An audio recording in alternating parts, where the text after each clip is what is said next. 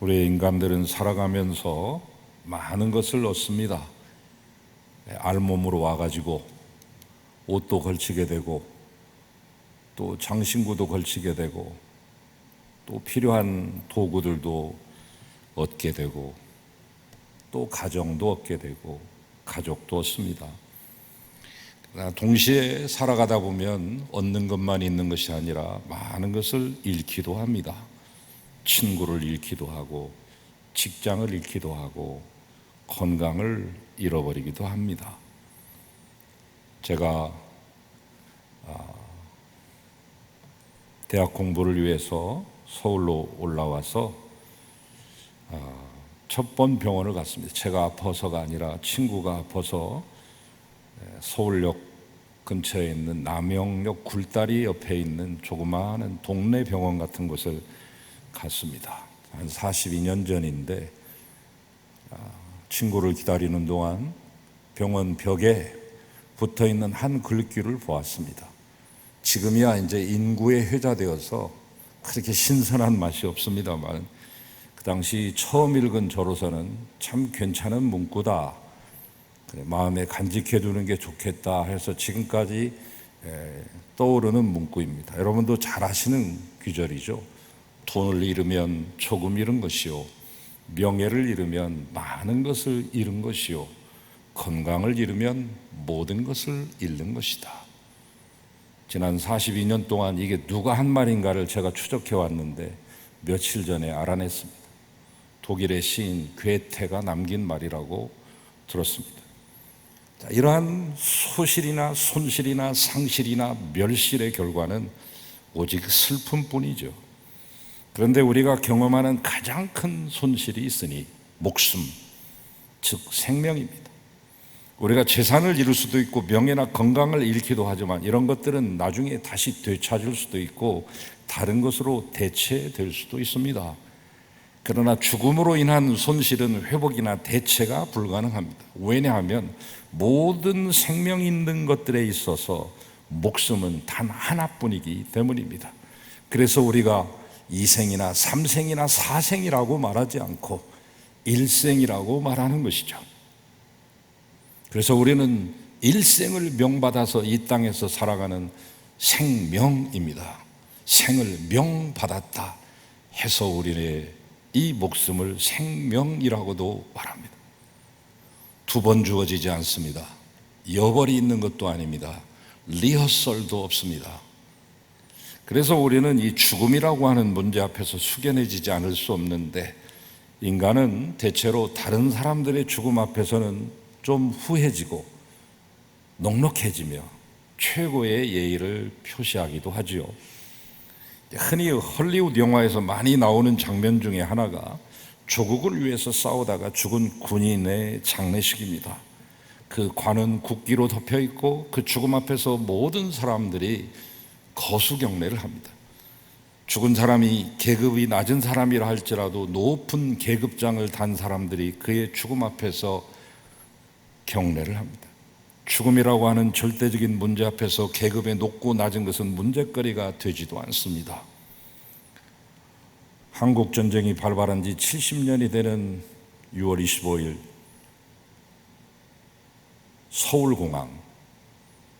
서울공항이 있죠. 서울공항에서 그동안 70년 동안 돌아오지 못했던 147구의 유해가 송환돼서 미국을 통해서 송환돼서 왔습니다. 아직도 12만 2천 명이 넘는 사람들의 유해가 발굴되고 있지 않지만 다행히도 147명의 이 유해가 왔을 때 조포를 발사했습니다. 좋은 일이 있을 때, 예의를 표할 때는 예포라고 말하고, 사람이 죽었을 때 쏘는 포를 조포라고 합니다. 총이나 대포를 가지고 쏘는데 21발을 쏩니다. 21발은 오직 국가 원수에게만 해당되는 발수입니다. 그러나 2등병이었다 할지라도 1병이었다 할지라도 그를 국가 원수의 예우로 21방의 조포를 발사하는, 장례식에 리무진을 사용하는 이유도 죽은 사람에 대한 예의를 표시하기 위한 것입니다. 우리의 전통적인 장례식에서 사용되는 상여는 꽃으로 장식된 꽃가마 꽃상여입니다. 보통 3단을 올리고 위에다가 어닝을 칩니다. 그늘막도 쳐줍니다. 그리고 좀처럼 장식되지 않는 일반인 평민들에게서 찾아볼 수 없는 장식인 용의 장식을 달아주고, 그리고 오색 종이로 꽃을 만들어서 화려하게 장식합니다. 왕이 타는 가마보다 그날만큼은 더 화려하고 더 많은 장식이 달린 가마가 망자의 가마, 우리의 꽃상여입니다. 가장 큰 손실에 대한 존중과 예의가 그런 식으로 표현되는 것이죠. 망자에 대한 최대한의 예의 범절이 되겠습니다. 여기 본문에 또 하나의 장례식의 모습이 잠깐 비춰지고 있습니다. 예수님이 가버나움에서 많은 환자들을 고치고 병자들을 고쳐내시고 길을 갈 때 한 사람이 와서 매달리죠. 지체가 높은 양반이었습니다. 오늘 본문에는 관리라고 말했고 마가복음과 누가복음에서는 회당장이라고 말했으며 그의 이름까지 언급하죠. 회당장 야이로가 지금 딸이 다 죽어갑니다. 숨이 까딱까딱합니다. 예수님이라면 오셔서 손 한번 대주시면 살아날 줄 믿습니다 하면서 간청하는 거죠. 무릎 꿇고 자존심 다 내버리고. 그래서 이제 이 회당장의 뒤를 따라서 그 집을 가는 도중에 지난주에 말씀드린 12의 혈루병 걸린 여인을 만난 거 아니겠습니까? 여인은 만나서 집으로 돌아갔고 마지막 남은 코스를 향해서 가고 있는데 막 회당장의 하인이 헐레벌떡 뛰어옵니다. 회당장님, 예수님 안 오셔도 되겠어요. 웬일이냐? 따님이 죽었어요. 방금 숨을 거뒀습니다. 아니나 다를까 이 회당장의 집에까지 예수님이 가죠. 이미 아이는 죽었고 죽음을 애도하는 절차가 진행 중에 있었습니다. 옛날 번역에 보면 헌화하는 자들이 있었다 이렇게 말합니다. 요즘 번역은 그냥 떠드는 자들이 떠드는 소리가 있었다 말해요. 헌화라고 하는 것은 마구 짓거려서 시끄럽게 하는 것의 한자 말이죠. 곡하는 사람이 있습니다. 유대의 장례식을 이해하려면 상당히 복잡한 절차가 있습니다만 간단하게 정리해드리죠. 한 4가지 행위를 하는 것입니다. 겉옷을 찢습니다. 머리에 재를 뒤집어 씁니다. 곡하는 사람을 세웁니다. 피리 부는 자를 채용합니다. 이 4가지 박자가 이루어져야 되는데 주로 재 뒤집어 쓰는 것은 번거로운 일이기 때문에 국가를 잃었다거나 아주 침통하거나 애통하지 않으면, 욥이 자기의 10 아들 딸들을 일시에 잃은 것 그때 재를 뒤집어 썼는데 그러한 극한 상황이 아니면은 대체로 하지는 않고 겉옷을 찢습니다. 겉옷을 찢을 때도 보통 찢는 것이 아니라 매뉴얼이 있습니다. 39가지 방법의 겉옷을 찢는 그런 방법도 있죠. 겉옷을 안 찢더라도 반드시 하는 것이 있습니다. 아무리 못 살더라도 이것만큼은 해야 되는 게 있습니다. 뭐 해야 되는가? 곡하는 사람, 피리 부는 사람이 있어야 돼요. 피리 부는 사람 딱 1명, 가난해도 1명 이상, 곡하는 사람은 2명 이상을 세워야만 하는 법도가 있죠. 여러분, 곡이라고 하는 거 여러분 들어보셨죠? 곡소리 난다 그런 말 하잖아요. 6년 전에 나왔던 곡성이라는 영화가 바로 그 곡소리입니다. 전라남도에 있는 곡성 지명이 아니라 곡소리 난다는 그 곡성이죠. 그래서 우리나라에도 이 곡을 하는 사람들이 있었습니다. 어렸을 때 시골에 장례하는 곳에 가보면 동네 아주머니들, 할머니들이 오셔가지고 곡을 하는데 어떻게 그렇게 구수하게 구성지게 곡을 하는지 마치 연습이라도 하고 훈련이라도 받은 프로들처럼 잘합니다. 우리나라에도 이제 주자가래라고 하는 책이 있어요. 고려 때 송나라의 주희라고 하는 사람으로부터 유래된 그 책인데 생활 예절 예의 범절입니다. 일상생활에서 하는. 고려 때는 불교 국가였기 때문에 별로 왕성하지 않다가 유교 국가인 조선으로 넘어오면서 이 주자가래를 다 지키기 시작했는데 세종 때 그 기록을 보면 곡비라고 하는 것이 나옵니다. 곡을 하는 노비, 특별히 곡비가 있었습니다. 그리고 중국이나 대만은 지금까지도 이런 사람이 있습니다. 곡상인이라고 말합니다. 돈 받고 하는 겁니다. 곡장사꾼입니다. 이들은 건강이 쉽게 상합니다. 목이 상하고요, 재 뒤집어 쓰고요, 향내 날마다 맞기 때문에 건강은 상하지만 돈벌이가 되기 때문에 아직까지도 곡상인 제도가 있습니다. 전 세계에서 제가 연구하고 탐구해 보니까 제일 곡을 실감나게 하는 나라가 있더라고요. 남에디오피아에 가면은 곡을 하는데 여인들이 그 괴상한 괴성을 지르면서 비명을 지르면서 자기의 이마를 치면서 가슴을 치면서 얼굴을 핥히면서 머리칼을 쥐어뜯으면서 그리고 온몸을 내던져서 그 모래바닥에서 뒹굴면서 곡을 하는데 기가 막힐 정도입니다. 아무튼 그날도 그런 장면이 연출되고 있습니다. 회당장이니까 지위가 높은 사람이니까 곡하는 사람, 가난한 사람도 최소 2명 세우는데 회당장이 이 예배를 관장하고 존경받는 계층이요, 회당에 관한 모든 건물 이런 것들을 다 관리하는, 회당에는 관리하는 사람이 10명이 있는데 그 10명 중에서도 가장 높은 사람, 최고위층에 있는 사람이니까 얼마나 많은 사람들이 고용됐겠습니까? 곡군들, 거기에 또 피리 부는 사람들, 이 피리는 얼마나 애처로운지 로마법의 당시에, 예수님 당시에 피리는 절대 10대 이상 못 불게 되어 있습니다. 그 피리의 그 애잔한 곡조에 하면은 사람이 완전히 거기 빠져들어가지고 헤어나올 수 없을 만큼 암울한 분위기를, 피리 10대만 불면 그 도시 전체가 암울함에 빠지기 때문에 로마법상 10대 이상을 동시에 못 불게 되어 있습니다. 아무튼 피리도 동원됐을 겁니다. 자, 예수님이 도착했을 때 그 집은 이미 죽음이 가져오는 어두움과 슬픔으로 가득 차 있습니다. 히스테릭한 분위기 쫙 깔려 있습니다. 이 세상에 죽음의 능력을 거부하거나 그것에 도전할 수 있는 존재는 없죠. 아무리 힘센 사람도 죽음 앞에서 그 힘이 무용지물입니다. 처녀를 호령할 만한 기계나 권력도 죽음을 피해가지는 못했습니다. 황후장사, 역발산 기계세를 자랑했던 황후장사도, 헤라클레스도, 삼손도 죽음을 비껴가지는 못했습니다. 죽음은 사람을 가리지도 않습니다. 참 죽음은 장유 유서도 없습니다. 예고편도 없습니다. 전형력에 날아든 비수, 이것이 죽을 사자의 의미 아닙니까? 전형력에 어디서 날아오는지 알 수 없는 비수가 꽂히는 것, 죽음입니다. 12살 박이 어린 소녀가 채 꽃도 피지 못하고 죽었다는 사실이 기가 막히지만, 자식을 죽으면 가슴에 묻고 돌아온다는 이 참척의 아픔이지만 거기에 대해서 이 일을 제기하거나 재판을 청구할 수도 없습니다. 억울하고 슬프지만 꼼짝없이 앉아서 그렇게 당하는 수밖에 없습니다.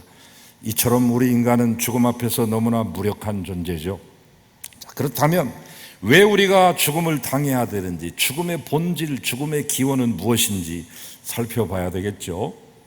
우리의 인간의 생명과 죽음의 기원을 살펴보는 것이 도움이 될 것 같습니다. 성경은 바로 그것을 이야기하는 책입니다. 성경의 첫 번째 책 창세기 앞부분은 그것을 이야기합니다.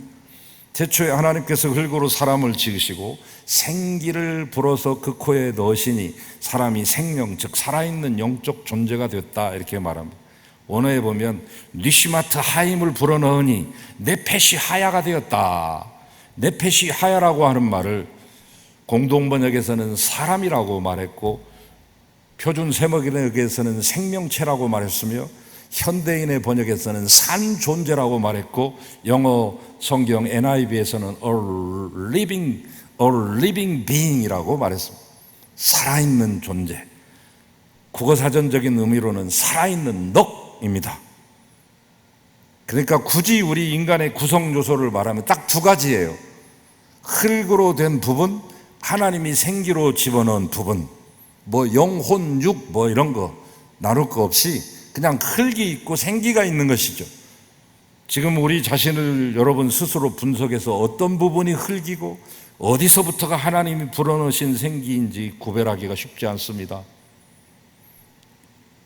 육체와 정신, 이런 식으로 간단하게 구별할 수 있는 문제가 아닙니다. 예를 들면 우리의 정신적인 활동은 육체하고도 관계가 있습니까? 없습니까? 생각하고 사고하는 것은 정신적인 활동인데 이 사고가 이루어지는 부위는 두뇌입니다. 두뇌는 육체의 한 부분이란 말이죠. 그러면 사고는 정신적인 활동입니까? 육체적인 활동입니까? 또 우리의 영혼은 정신과 어떻게 구별됩니까? 영은 무엇이고 혼은 무엇입니까? 복잡하죠. 이 복잡한 것을 이 단순간에 제가 한번 단칼에 정리하겠습니다. 죽으면 나눠집니다. 그때는 확실히 육체, 즉 흙에서 온 부분이 나눠집니다. 분명히 남습니다. 그래서 죽음을 표현할 때 우리는 영과 육의 분리라고 이렇게 말하기도 하죠. 그렇다면 왜 우리의 생명이 이처럼 죽음을 맞이하게 됐을까? 하나님과 맺었던 언약을 깨뜨렸기 때문인데, 인간을 생명, 즉 영적인 존재로 만드신 전제 조건이 뭐냐면 하나님께 순종하는 것을 전제하고 만든 것입니다. 만약 그 조건을 충족하지 못하면 반드시 죽을 것이라고 말씀했습니다. 순종의 여부를 결정하는 것은 곧 거창한 것도 아니고 동산 중앙에 달려있는 선과 악을 알게 하는 나무의 열매, 인간은 그 열매를 그만 따먹음으로써 말씀대로 반드시 죽어야 되는 존재가 됩니다.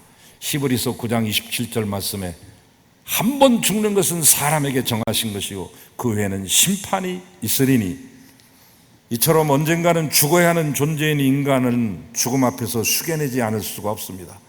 죽음 앞에서는 모든 것이 허무해지기 때문이죠. 죽음은 생명을 가장 초라하게 만들었습니다.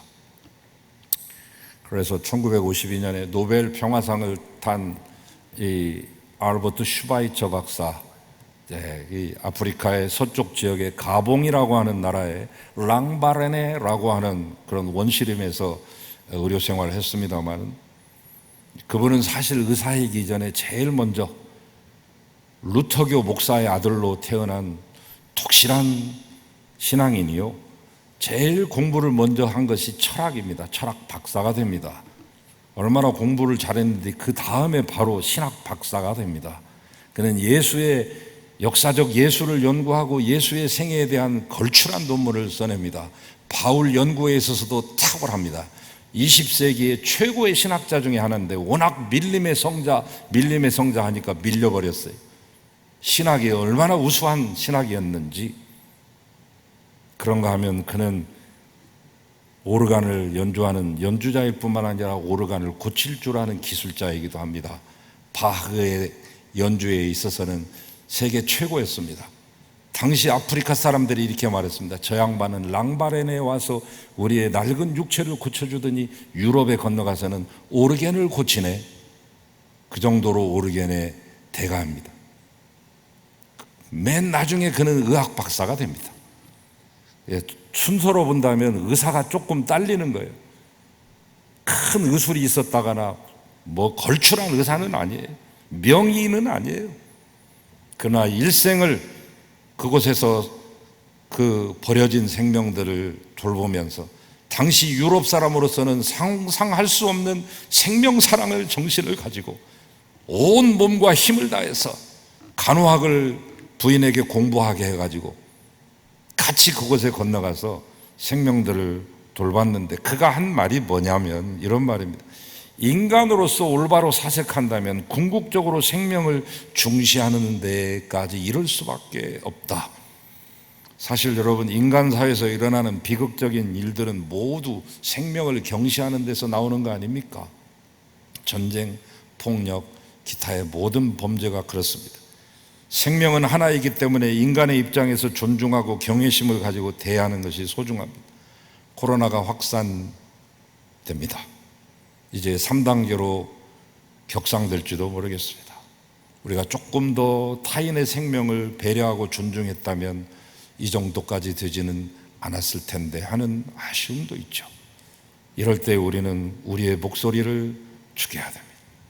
서로 자기의 목소리를 드높이면 시끄러울 뿐이고 아무 소리도 들리지 않습니다. 그래서 모이고 싶은 곳, 만나고 싶은 것도 절제해야 되는 것입니다.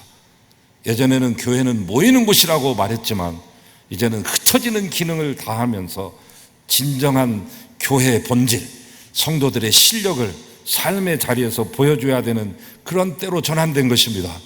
이제는 안 모여야, 교회가 안 모여야 사람을 살리는 때가 된 것이라는 말입니다. 시대가 바뀌었습니다. 뉴 노멀, 새로운 규범이 생겼습니다. 아무리 하찮은 생물이라도 그 생명은 신비하고 고귀한 것이죠. 생명이 소중하고 귀중하다는 것은 그 생명을 앗아가는 죽음이 그만큼 두렵고 강력하다는 뜻입니다. 그렇게 죽음의 권능이 지배하는 그곳에 예수님이 들어오십니다. 예수님은 생명이십니다. 자기 자신을 소개할 때 그 안에 생명이 있다고 요한복음 1장 4절에 말씀하고 있지 않습니까? 스스로를 소개할 때 나는 생명의 떡이라고 말씀하고 있지 않습니까? 나를 받아먹으라, 뜯어먹으라. 먹고 너희가 먹을 것을 나눠줘라. 나는 길이요 진리요 생명이니. 죽음의 권능이 지배하고 있는 곳에 생명이시며 또 생명 나눠주려고 오신 예수께서 들어오실 때 무슨 일이 일어난 것입니까? 도대체 예수님이 이 죽음의 집에 들어가셔서 제일 먼저 하신 일이 뭡니까? 그 죽음의 굳판을 걷어내는 거 아닙니까? 죽음이 있는 곳에는 꼭 있어야 될 사람들, 피리 부는 이들, 곡하는 이들을 다 내보냈습니다. 그들에게 물러가라고 하시면서 이 아이는 죽은 것이 아니라 잠잔다고 말씀했습니다. 왜? 아이가 죽은 것이 아니기 때문에. 죽음을 상징하는 그 행위들이 더 이상 그곳에 있을 필요도 없고 있어서도 안 된다. 아이가 죽은 것이 아니라 잔다는 말씀은 이 죽음의 자리에 오셔서 생명을 선포하시는 말씀입니다. 죽음을 몰아내고 생명을 가져오시게 하시는 행위입니다. 그것은 마치 어둠으로 가득 찬 방에 한 줄기 빛이 들어오는 것과 같습니다. 빛이 들어오는 순간 어둠은 순식간에 물러가고 찰나에 사라집니다. 어둠으로서는 빛을 이길 수 없기 때문입니다. 그러므로 역사 이래 어둠이 빛을 이겨본 적이 없습니다. 사망의 어둠이 있는 곳에 생명의 빛이신 예수님이 들어오십니다. 들어오시는 순간 사망은 견디지 못하고 그 자리를 물려주고 도망쳐야만 합니다. 우리의 인생에 예수님을 모시는 이유가, 예수님을 모신다는 것이 바로 이런 것입니다. 우리가 예수님을 알기 전에는 죄와 사망의 권세에 있었습니다. 그런데 예수 그리스도를 통해서 생명을 얻게 됩니다. 사도 바울은 이 사실을 이렇게 묘사하죠. 에베소서 2장 1절에 기가 막힌 표현입니다. 너희의 허물과 죄로 죽었던 너희를 살리셨도다. 그리고 이렇게 선포하십니다. 내가 진실로 진실로 너희에게 이르노니 내 말을 듣고 나 보내시는 이를 믿는 자는 영생을 얻었고 사망에서 생명으로 옮겼느니라. 우리가 예수를 믿는다는 것은 예수를 나의 구주로, 나의 주인님으로 영접한다는 것입니다. 그때 예수께서 우리의 삶에 들어오시면서 가져오는 것이 있으니 바로 그것이 생명. 범죄의 결과로 무기력하게 사망의 종로로 돼야 됐던 우리가 예수 안에서 이 생명을 얻었습니다. 에덴 동산에서 영영 잃어버린 줄만 알았던 이 생명을 되찾은 것입니다. 놀라운 말씀 아닙니까? 이보다 더 놀라운 말씀을 찾아내실 수 있겠습니까? 예수께서 아이가 죽은 것이 아니라 잔다고 하시면서 피리 부는 사람들을 물리고 곡하는 사람들을 물러가라고 하니까, 그들이 물러가라고 하니까 물러가긴 하는데 비웃습니다. 뻔히 죽은 아이를 두고 잔다고 하면서 장례식도 못하게 하네. 별 미친 사람이 다 있어. 자기들의 밥줄이 끊어지는 위기감도 작용했겠죠? 네, 그 아이는 죽은 것이 틀림없습니다. 세상의 관점으로, 생물학적인 관점에서, 의학적인 관점으로 본다면, 여러분, 생물학적인 관점에서 죽음은 개체를 구성하는 모든 세포의 기능 정지입니다. 심장의 고동과 호흡 활동이 정지되면 몸의 모든 세포가 기능을 멈추게 됩니다. 이 소녀의 심장은 더 이상 뛰지도 않았고 호흡도 할딱이지 않았습니다. 생물학적으로나 의학적으로나 이 아이는 죽은 것이 틀림없습니다. 의학적인 죽음은 뭐냐면 여러 가지 종류가 있습니다. 뇌사도 있고 뭐 사고사도 있고 뭐 안락사도 있고, 안락사에도 서너 가지 종류가 있고, 요즘에는 임사 체험하는 거, 죽음학, 사나톨로지가 다시금 각광받고 있습니다만, 의학적으로 죽음이라는 것은 간단합니다. 이겁니다. 육체적 지속성이 끝나고 생명이 돌이킬 수 없이 소멸된 것, 이것이 죽음입니다. 생물학적으로 보나 의학적으로 보나 이 아이는 그러면 분명히 죽은 것에 틀림없습니다만, 그러나 웬일인지 예수님은 죽은 것이 아니라 잔다고 말씀하십니다. 죽은 것이 아니라 잔다고 하는 표현은 문학적인 표현에도 등장합니다. 윌리엄 세익스피어의 4대 비극인 햄릿에 여러 독백이 나옵니다만, 그 가운데 가장 주목받는 독백, To be or not to be, that is the question. 죽느냐 사느냐 그것이 문제로다. 어느 것이 더 고귀할까? 남북한 운명의 돌팔매와 화살을 맞는 건가? 아니면 무기를 들고 고통의 바다와 맞서 싸우다 끝장내는 건가? 쭉 내려와서 중간쯤에 죽는다는 것은 잠잔다는 것. 잠들면 꿈을 꾸겠지. 아, 여기서 걸리는구나.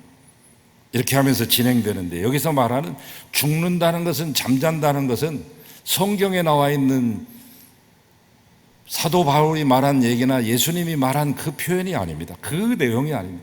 그냥 번역을 제가 볼 때는 잘못했어요. 영문학자들이 그냥 음륜과 이런 멋들어짐을 맞추기 위해서 그냥 표현한 것인데, 죽는다는 것은 잠잔다는 것, 이렇게 표현했거든요.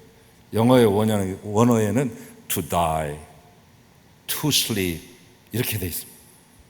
그러니까 사도 바울이 데살로니가전서 4장 13절에서 말한 것처럼, 형제들아, 너희가 잠자는 자들에 대해 알지 못하는 것을 나는 원치 아니하노니, 강력하게 알기를 원한다고 말씀했던 그 말씀과 고린도전서 15장에 나와 있는 잠자는 자들에 대한 그 표현과 예수 그리스도가 오늘 말씀하신 이 소녀가 죽은 것이 아니라 잠잔다고 하는 이 말씀과는 다른 표현이죠.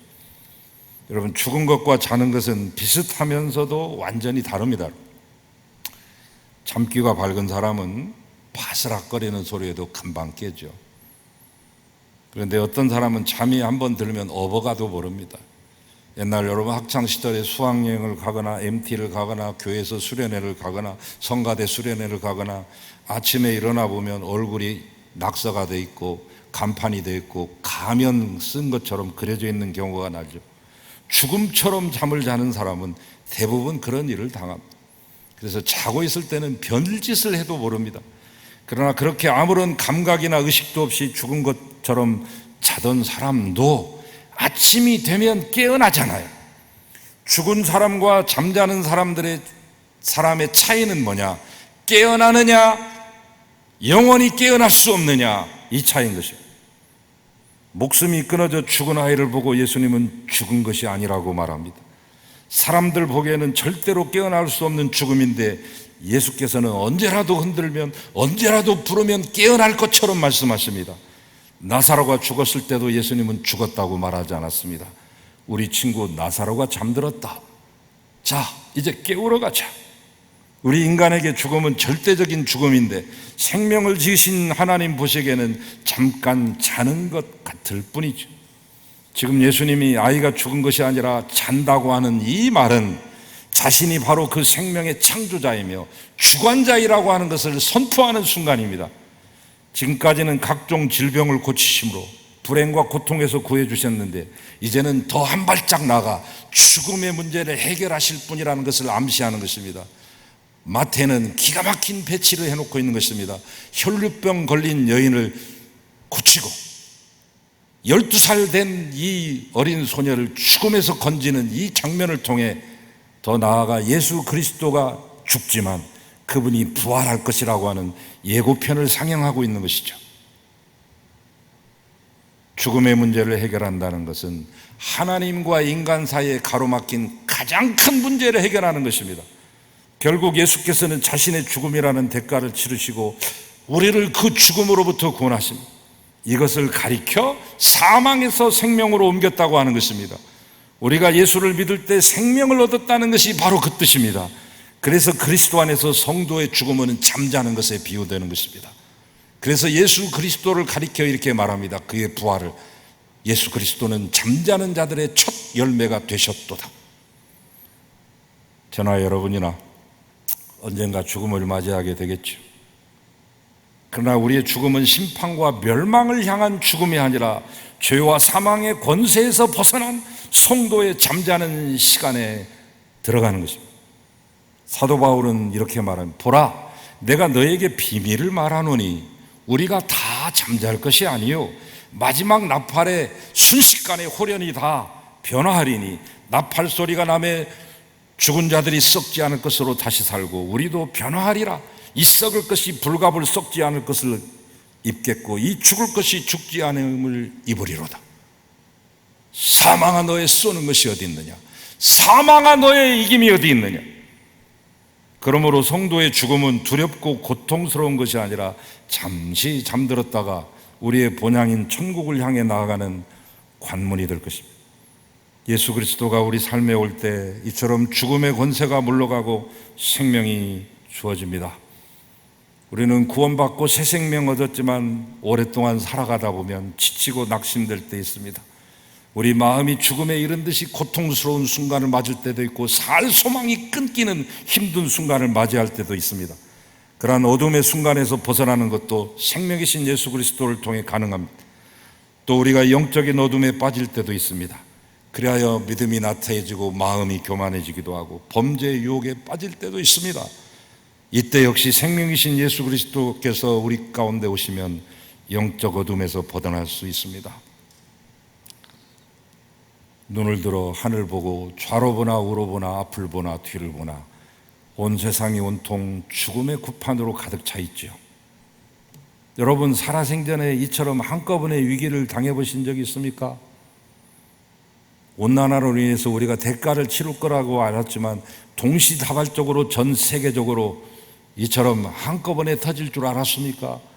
코로나19 바이러스로 인한 팬데믹 현상에서부터 저 캘리포니아 산불이 아직도 꺼지지 않고 있는데 서울에 2배 이상을 화마로 삼켜버리는 파이어 토네이도가 있고 폭우가 있고 때 아닌 이 여름에 폭설도 내리며 저 데스밸리 사막에는 54.5도 온도 측정한 이후에 지구 최고의 온도에 오른 것입니다. 감당할 수 있겠습니까? 북극곰을 염려하실 때가 아닙니다. 여러분 당장에 여러분과 여러분의 자식들, 손주들 염려해야 됩니다. 과연 이 죽음의 구판을 누가 걷어낼 수 있을까? 오직 생명의 주인이신 예수, 우리 모두가 마지막 순간까지 붙들어야 될 분은 죽음의 구판을 걷어내고 생명을 선물하고 계시는 바로 그 예수님입니다. 예수님은 그 아이를 향해 이렇게 말했습니다. 탈리다 쿰, 탈리타라고 하는 말은 아람어의 소녀야라고 하는 말입니다. 어머니가 아이를 깨울 때, 기상시간이 되었을 때 아침밥 차려놓고 얘야 일어나라 밥 먹어야지 하는 그 말입니다. 쿰이라고 하는 말은 일어나라 그런 말. 달리다 쿰. 예수님이 생명의 구판을 걷어내시고 우리에게 이렇게 말씀하십니다. 얘들아 일어나라. 생명과 부활의 아침이 밝았단다. 이제 일어나야지. 나와 함께 내 손을 잡고 가자꾸나. 내가 준 이 생명을 마음껏 누리고 이 역사의 주인으로 살아가렴. 주님은 오늘 이 아침에 우리에게 이렇게 말씀하십니다. 생명의 구판을 걷어내신 주님의 손을 붙잡으시고 생명의 길을 걸으시는 여러분과 우리 모두 되시기를 주의 이름으로 축원합니다. 주님 감사합니다. 죽음의 구판을 걷어내신 주님을 따르는 용사들이 되게 하여 주시고 코로나에 무릎 꿇지 않게 하시며 반드시 정복하고 승리하며 하나님 주신 새하늘과 새 땅을 바라보고 나아갈 수 있는 우리 모두 되게 하여 주시옵소서. 하나님 방역을 위해 쓰시는 질병본부와 또는 의료진 외에 힘주시고 지치지 않도록 도우시고 절망 가운데 있는 자들에게 희망을 주시며 병중에 있는 모든 이들을 고쳐주시옵소서. 무엇보다도 우리 마음과 우리의 행위 가운데 있는 모든 악한 것들을 제하여 주시고 주님이 새롭게 만들어 주시옵소서. 예수 그리스도 이름으로 기도하나이다. 아멘.